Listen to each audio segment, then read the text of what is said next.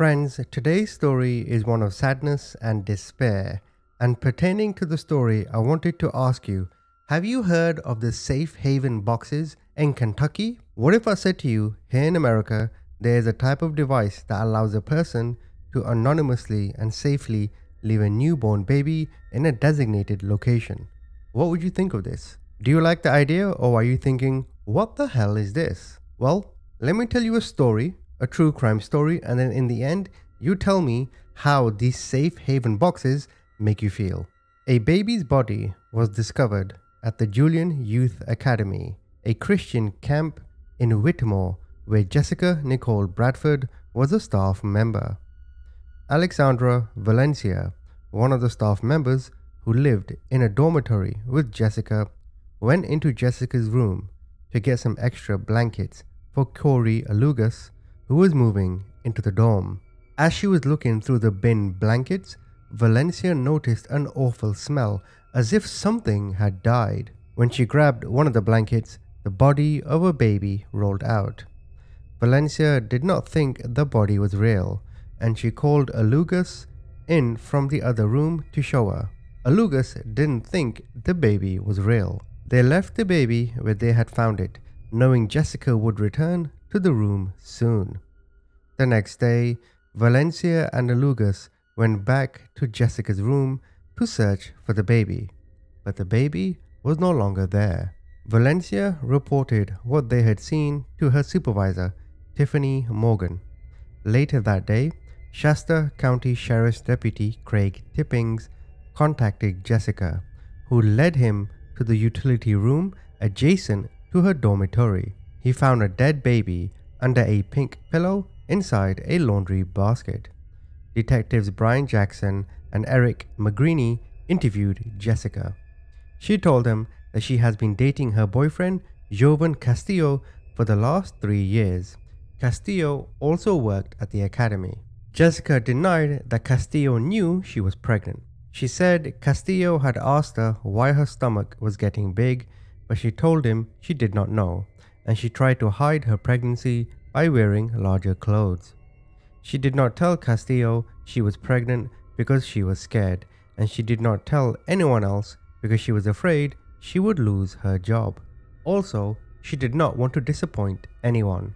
She had been raised in a Christian home and had been taught not to have sex until she was married. Jessica said she gave birth on September the 19th, 2011, around 1 a.m. on a Monday morning. She gave birth under a deck outside her dorm. She went outside to give birth because she didn't know if anyone else was in the building or anything. She said she stood up and the baby dropped out of her. There was no umbilical cord attached to the baby. Remember what I said earlier about the safe haven boxes? You understand the thinking now on why I'm asking you the question, right? Let's continue with the story. I want to read out a quote to you. Jessica said, "And then I didn't hear her breathing or anything, and I was like, oh, what do I do?" So I was like kind of like hitting her back. Not like hard, but just like trying to get her to breathe or something, and nothing happened. So then I just like sat there and like held her, and then I got in my car and I was just like holding her in there. And then I showered and I spent the night in my car with her because I was like so devastated. I couldn't tell anyone. She went on to say that when she showered, she pulled the umbilical cord out of herself and flushed it down the toilet. So imagine that scene. She's giving birth. This baby comes out. She doesn't even see the umbilical cord. Then she takes it out of herself or something. Regardless of the situation. Wow. What I just read out was her statement to the police. Jessica said the baby did not move at all. After being born, she was not alive. The baby's eyes were open and she expelled a substance on the blanket. Detective Jackson asked Jessica why she did not call for help when she realized the baby was not breathing. She replied, "I was just scared, I guess. I don't really have an explanation." Jessica said she was going to bury the baby but decided to keep it in her room under some blankets. The detectives asked Jessica if she had ever helped deliver a baby or been in a hospital where a baby had been born. She said no. The closest thing she'd ever seen to something like this was the movie Knocked Up. She also said she had been sexually active with her boyfriend Castillo for the past 2 years. They relied on condoms for birth control. In response to questioning, she admitted she had an earlier pregnancy scare with Castillo, but she had not been pregnant. The detectives asked her if Castillo would have been excited to learn she was pregnant. She went on to say, "I think he would have been bummed because it's both of our jobs and we both moved up here to do stuff and like that." Later in the interview, Jessica said that this other baby, or this first pregnancy, was around March 2010 and the baby had been stillborn. Contrary to her earlier claim that she did not tell Castillo she was pregnant this time because he would have been bummed, she said she did not tell Castillo because he had been heartbroken when she lost the first baby and she did not want to put him through that again. When Detective Jackson told Jessica he was concerned the baby had been born alive and she had not been honest with him, she admitted the baby had been born alive. Jessica said she had tried to breastfeed the baby but nothing would come out. Jessica went on to say, "I just didn't know what to do." She said, "I just took care of her and I tried to feed her and I guess she just starved, but I didn't harm her or anything, it wasn't intentional." Jessica said the baby actually lived for about 4 days. Jessica said she had taken the baby to an empty apartment on the campus. She had slept there with the baby and had checked on her during work. She said she had tried to get the baby to take regular milk, but she did not have any bottles. When asked why she did not just tell someone she had a baby and needed help, she responded, "I don't fucking know." Jessica told detectives that when she went to check on the baby on Thursday, the baby had died. She said no one had heard the baby crying because the people who lived next to the empty apartment had been out of town. She said the baby had cried infrequently. She said, "I tried giving the baby water and stuff. I knew no nutrition was in it or anything." When asked again why she had not called for help, she responded, "I don't know. I regret it so much." Detective Jackson asked Jessica if she thought she would be better off without the baby, and she replied, "The only reason I think like that is because if I had a baby, then I don't have a job and I don't have a place to live." Detective Jackson interviewed Jessica again the next day. He asked Jessica to walk him through how she took care of the baby. She said that after the baby was born, she spent most of the night in the car with the baby. She woke up and went to sleep in her room for a couple of hours, leaving the baby in the car. She returned to the car with the baby and stayed there until 12:01 p.m. She then took the baby to the apartment and tried to breastfeed her, but it did not work. She tried to feed the baby water. She left the baby at the apartment alone at 3 p.m. while she returned to campus to do her laundry and shower. When she got back to the apartment, the baby had pooped, so she bathed her in the sink and tried to give her water again. She kept the baby in the apartment the entire time because she did not want anyone to see the baby. The night following the early morning birth of the baby, Jessica went to the city of Reading with Castillo at 5 p.m. and she left the baby at the apartment. Jessica and Castillo went to a Winco Foods grocery store where Jessica said she bought alcohol but she did not buy anything for the baby. Jessica returned to the academy around 2 or 3 p.m. and she went to visit the baby from then until 6 a.m. Jessica then returned to her room to sleep. She was pretty sure she woke up and went back to visit the baby at the apartment. The baby was sleeping and Jessica tried to breastfeed her again. However, the baby would latch on and fall asleep. Jessica tried but could not get any milk to come out of her breast, so she tried to give the baby water again with either her finger or with a cup. On Tuesday afternoon or evening, Jessica went back to Reading with Castillo to get groceries, leaving the baby in the apartment. Jessica left the door unlocked and was not worried about anyone finding the baby because no one usually went there. Jessica kept the baby away from the window in an open closet area. Jessica knew that she had only 48 hours to safely surrender the baby. Jessica went on to say, "And I was like, okay, what am I gonna do? And then I was like, it's Wednesday tomorrow and I have to work. I was like, I'll just take a sick day and I'll take her." And so I went to work and I was acting like I didn't feel good. And then Tiffany Morgan, another employee, was just like, "Well, just stick to it out or whatever." So I didn't take the day off. So then I was like, okay, what am I? I'll just wait till my day's off and hopefully she'll make it. This is a statement Jessica gave to the police again. Detective Jackson confronted Jessica saying, "You know that wasn't going to happen. I mean, how many times a day do you eat?" Jessica replied, "I don't know." Detective Jackson continued, "You didn't do anything to help her. You didn't want to affect Jovan's life. You didn't want to affect your life. You were more concerned about these things than hers. Okay, so you let her die. How loud did she scream at times the days before she passed from hunger?" Jessica said she was just crying. She didn't really scream and I comforted her. Jessica also went on to say she didn't name the baby because if she did, then it would make the baby feel real. Jessica also said, "I didn't feel like I could name her after like what I did to her." The detective asked, "What did you do to her?" And Jessica said, "I did not take care of her." So you can see the dynamics. Jessica is just trying to explain what happened and the police officer is saying, "Okay, but you still neglected the child." At this juncture of the story, do you feel sorry for Jessica or not? Let me know. Castillo testified that when Jessica had been pregnant with their first child, they had discussed the need for her to have an abortion so they would not lose their jobs. Castillo thought that Jessica had taken the Plan B pill and terminated the pregnancy, but learned months later that Jessica was still pregnant. Jessica delivered a baby girl in the hospital, but the baby was then placed on life support. They made the decision to take the baby off life support because they were told she had been deprived of oxygen and would likely be mentally handicapped.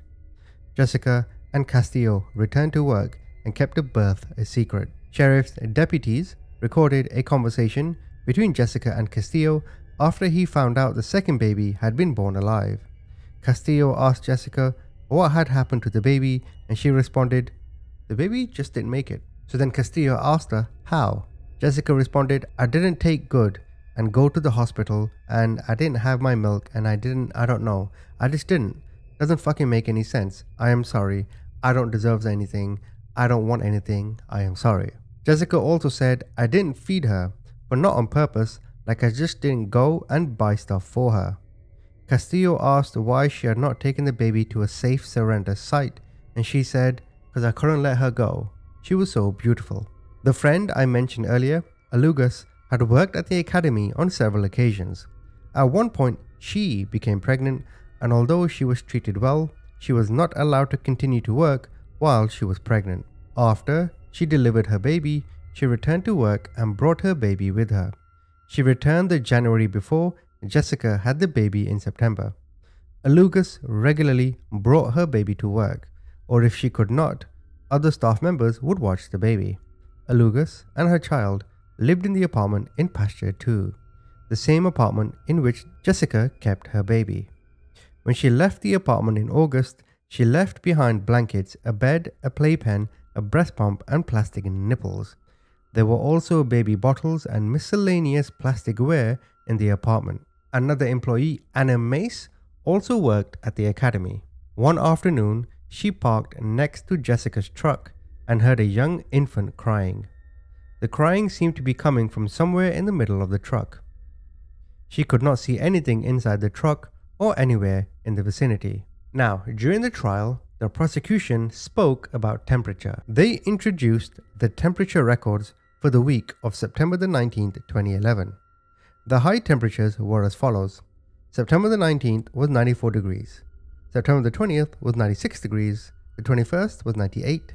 And the 23rd was 100 degrees. That's pretty hot. Now, an employee by the name of Dwayne Smith was irrigating near the Pasture 2 apartment early one morning in September when he heard an infant crying. He walked to the front of the apartment and he saw no cars. He got in his truck and drove toward the office to see if anyone knew whether someone was staying in the apartment. On the way, he spoke to Blaze Morgan, who said he did not know that anyone was living in the apartment. Blaze was surprised to hear Smith say that there's some random baby crying. Of course, who wouldn't be? Morgan then called over the radio to ask if anyone was staying in the apartment, and a female voice responded that no one was staying there. Smith went to the staff room to obtain the key to the apartment, but the key was gone. Smith drove to the maintenance shed to retrieve a second set of keys. As he drove to the apartment, he passed Jessica, who was driving in the opposite direction. When Smith got to the apartment, it was empty. When Jessica was interviewed, she claimed she had done a Google search to find out how to make her breast milk come faster. A forensic search of Jessica's computer showed no searches for the word breastfeeding, but showed Jessica has searched for abortion pill for cheap. She also searched Planned Parenthood, at-home abortions, abortion pill, babies in the first trimester, always hungry Plan B one-step pharmacists, side effects and tolerability, how to use vitamin C to bring a delayed period, home abortion remedy vitamin C, and vitamin C abortions. Vitamin C abortions? Can you guys explain that to me? There were data files in both Jessica's phone and laptop that had been deleted. Expert testimony indicated that a newborn baby could live for about 4 days without food or water, but if the temperature were warm, death would be accelerated due to dehydration, and this is why the prosecution spoke about the temperature at the time. After an autopsy, the forensic pathologist concluded the baby had been full-term and fully developed when she was born. There were no abnormalities and everything looked normally developed. The baby did not die from obvious trauma, but the pathologist could not exclude starvation, dehydration, or asphyxia as a cause of death. Now, the doctor who delivered Jessica's first baby also testified. He testified that when Jessica came to the emergency room with her first baby, she was ready to deliver and she had a fever. Her water had broken 2 days before she came into the emergency room. Jessica had, and I'm going to try and read this to you, chorioamnionitis. I butchered it, so tell me how to pronounce it, but it's an infection in the amniotic fluid around the baby. The doctor testified it is likely the baby would have lived if Jessica had come in when her water broke. A social worker who saw Jessica after the first birth also testified. She stated that after the baby died, Jessica was sitting in her room smiling, which had not seemed appropriate. Jessica had acted as if the baby's death was no big deal. Jessica told the social worker that there would have been a stigma attached to being pregnant because she and her boyfriend worked at a Christian camp and they were not supposed to have sexual relations. In a way, I can kind of understand that, the shame, right? The dignity, or the lack of. From a Christian camp point of view, the defense presented the testimony of Dr. Stephen Pine, a gynecologist. Dr. Pine testified that he believed Jessica had delivered the baby precipitously, noting that the umbilical cord had been ripped, not cut. He testified that in such a case, the baby would have bled potentially for several minutes until the cord was clamped down.